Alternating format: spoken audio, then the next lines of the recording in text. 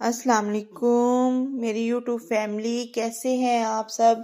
उम्मीद करती हूँ सब खैरियत से होंगे। आज की वीडियो एक बहुत अहम मसले पर है।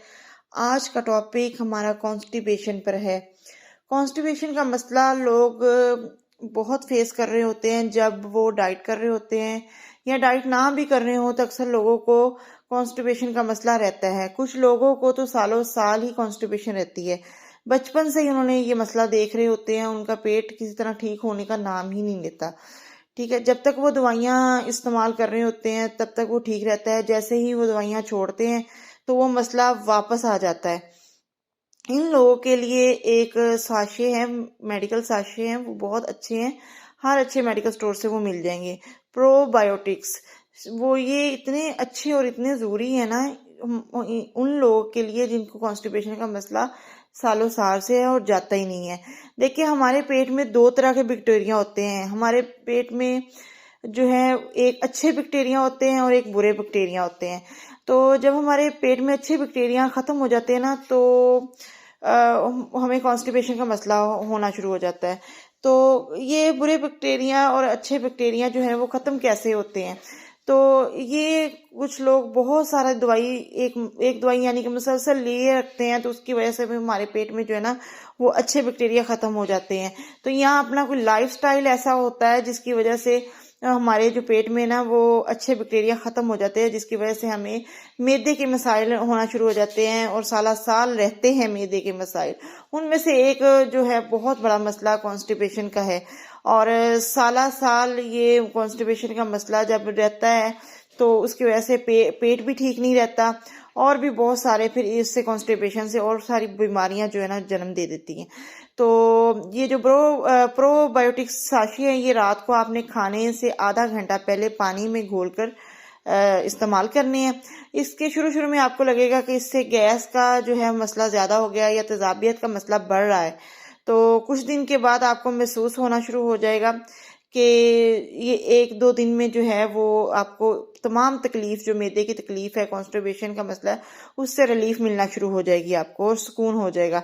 अच्छा, दूसरी कॉन्स्टिपेशन के बारे में बात कर लेते हैं जो सालों साल से तो नहीं होती, लेकिन कुछ दिनों के लिए होती है, फिर ख़त्म हो जाती है। कुछ दिनों के लिए होती है, वो ख़त्म हो जाती है। तो वो अक्सर जो है ना जब डाइट शुरू करते हैं तो डाइट शुरू करने के बाद जो है वो अपना ये जो कॉन्स्टिपेशन का मसला हो जाता है। ठीक है, तो कईयों को पानी कम पीने की वजह से जो है कॉन्स्टिपेशन का मसला हो जाता है, या जिनकी जो है इतनी जो है वो उनका भाग दौड़ नहीं होती या चलना फिरना नहीं होता, तो वॉक वगैरह नहीं होती। ठीक है, उनको ये कॉन्स्टिपेशन का मसला हो जाता है। या जिनका लाइफस्टाइल बदलता है, यानी कि बचपन का ये मसला नहीं है, लेकिन मतलब कि आउट ऑफ सिटी जाते हैं या आउट ऑफ कंट्री जाते हैं तो उनके लिए ये मसला आ जाता है कि उनका एकदम से लाइफस्टाइल चेंज होता है, तो उनको कॉन्स्टिपेशन का मसला आ जाता है। तो इस मसले में उनको जल्द से जल्द जो है ना अपनी डाइट पर तवज्जो देनी चाहिए, यानी कि अपनी डाइट पे जो है वो फाइबर जो है ना अपना इनटेक करना चाहिए। तो फाइबर में मतलब कि अपनी चीज़ों में उनको फाइबर जो है ना वो बढ़ा देना चाहिए। फाइबर किन चीज़ों में ज़्यादा है? फ्रूट के अंदर फाइबर बहुत ज़्यादा है, सब्जियों के अंदर जो है फाइबर बहुत ज़्यादा है। तो कॉन्स्टिपेशन में फ्रूट कैसे खाना चाहिए, यानी कि फ्रूट को जैसे फॉर एग्जांपल हम सेब है, को सेब जो है कॉन्स्टिपेशन के लिए बहुत अच्छा है, तो इसको छिलकों समेत खाना चाहिए। यानी कि सेब को आप पहले अच्छे से धो लें, ठीक है, वॉश कर लें, और उसके बाद जो है आप उसको छिलकों समेत खाएं। इसी तरह अमरूद खाएं। अमरूद भी बहुत फाइबर का अच्छा सोर्स है, यानी कि इसमें बहुत अच्छा फाइबर पाया जाता है जो आपके कॉन्स्टिपेशन के मसले को बहुत जल्दी हल करता है। ठीक है, इसके अलावा पपाया भी बहुत अच्छा फाइबर का सोर्स है, इससे भी आपको कॉन्स्टिपेशन का मसला हल हो जाता है। ठीक है, तो इसके अलावा सब्जियां जो हैं वो सब्जियों का सलाद आप खाएं। कम से कम 1 पाव सलाद हर मील के साथ आपका होना चाहिए, यानी कि दोपहर के खाने के साथ भी आप 1 पाव सलाद लाजमी खाएं। रात के खाने के साथ भी 1 पाव जो है ना वो सलाद लाजमी खाएं। इसके बाद जो है सफ़ेद आटा की रोटी मत खाएं, क्योंकि सफ़ेद आटे की रोटी में जो है ना वो फाइबर नहीं होता। इसके जो है बरअक्स जो है आप लाल गंदम आटे की जो है चक्की के आटा की जो रोटी होती है गंदम के आटे की, वो खाएं, क्योंकि उसमें फाइबर का सोर्स मौजूद होता है, जिसकी वजह से जो है ना आपको कॉन्स्टिपेशन का मसला नहीं होता। तो मैं तो आपको ये कहूँगी कि जब भी आपको कॉन्स्टिपेशन का मसला हो तो हमेशा लाल आटे की रोटी खाएं, क्योंकि इसमें जो ग्लूटेन होता है वो जो है आपके जो है कॉन्स्टिपेशन के खिलाफ जो है ना वो लड़ता है, तो आपको कॉन्स्टिपेशन का मसला नहीं होने देता। ठीक है, इसके अलावा ब्राउन राइस आ जाते हैं। आप वाइट राइस ना खाएं, उसकी बरक्स जो है ना ब्राउन राइस खाएं जिसमें फाइबर बहुत ज़्यादा पाया जाता है। तो और आपको जो है ना अक्सर देखा जाता है कि हमारे पाकिस्तान में ब्राउन राइस का ट्रेंड नहीं है, नहीं खाया जाता लोगों से, तो फिर आप चावल का जो इनटेक है ना वो कम कर दें, यानी कि हफ्ते 2 हफ्ते बाद खाना शुरू, एक आधी दफ़ा खा लिया, ठीक है। क्योंकि अगर आप कॉन्स्टिपेशन का मसले को जो है ख़त्म करना चाहते हैं तो आपको चावल जो है ना वो नहीं खाने चाहिए। इसकी अगर आपको चावल की बहुत ज़्यादा आदत है तो फिर आप ब्राउन राइस की आदत बनाएं, ठीक है। इसके अलावा दही का इस्तेमाल बहुत ज़्यादा करें, यानी कि आप दही हर मील में 3 से 4 चम्मच लाजमी लें। हर मील के साथ 3 से 4 चम्मच, वो चाहे रायता फॉर्म में है या शुगर डाल के जैसे भी है, यानी कि वो जो है ना आपका दही का इस्तेमाल लाजमी होना चाहिए, ठीक है।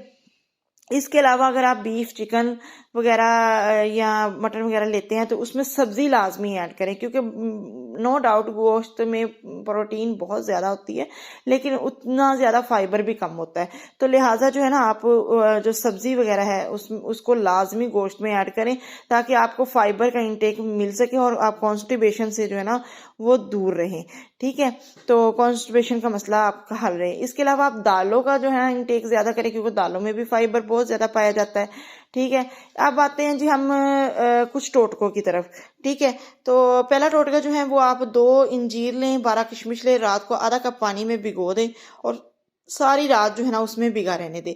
सुबह आप वो 2 इंजीर या 12 किशमिश निकाल के निहार मुंह खा लें, ठीक है। पानी पीना चाहें तो आपकी मर्जी है, आपको अच्छा लगा टेस्ट तो आप पानी पी सकती हैं, अगर नहीं तो आप स्किप भी कर सकती हैं, ठीक है, उसको फेंक दें। इसके अलावा इस 2 अंजीर या 12 किशमिश आप ऑलिव ऑयल के 3 से 4 चम्मच लें, उसमें आप उसको सारी रात भिगा रहने दें। सुबह उठ के आप उसको झिड़क के, यानी कि टिश्यू वगैरह से साफ नहीं करना, बस हाथ से उसको थोड़ा सा ऑयल उसका झिड़क के हटा के तो आप वो कंज्यूम कर लें, ठीक है, वो खाएं आप।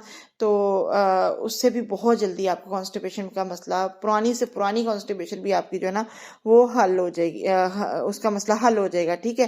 तो इसके अलावा दूसरा टोटका हमारा इसबगोल का है। आपको पता है इसबगोल में भरपूर फाइबर है जो आपके कॉन्स्टिपेशन के मसले में को हल करने में बहुत ज़्यादा मददगार साबित हो सकती है।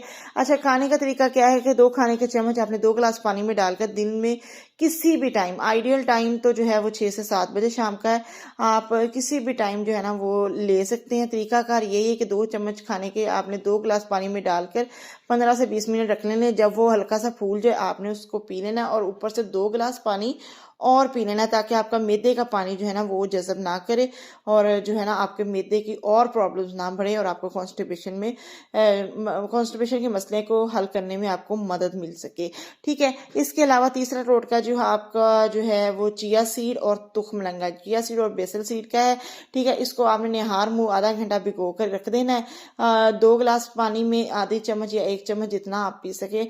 जब वो फूल जाए तो आपने उसको जो है उसको पी लेना और उसके ऊपर से फिर 2 गिलास पानी पी लेना। इसकी भी वही सेम इसबगोल वाली बात है कि अगर आप इसके ऊपर पानी नहीं पियेंगे तो आपको स्टमक की प्रॉब्लम्स और बढ़ सकती हैं, लिहाजा पानी पीना लाजमी है, ठीक है।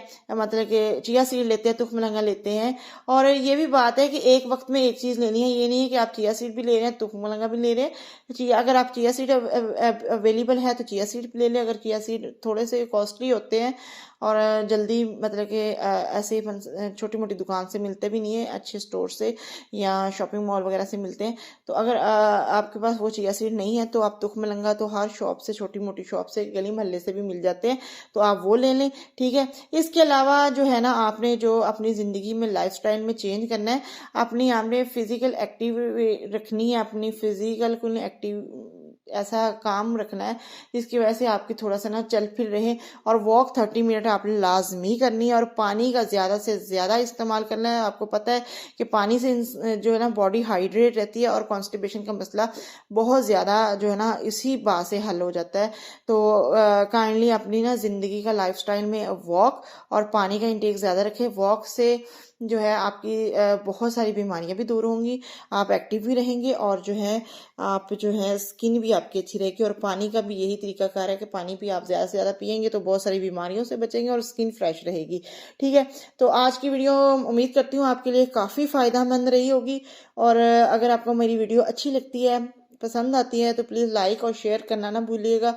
और मेरे चैनल पे न्यू है तो सब्सक्राइब करके जाइएगा और दुआओं में याद रखिएगा। इजाज़त दीजिए, अल्लाह हाफिज़।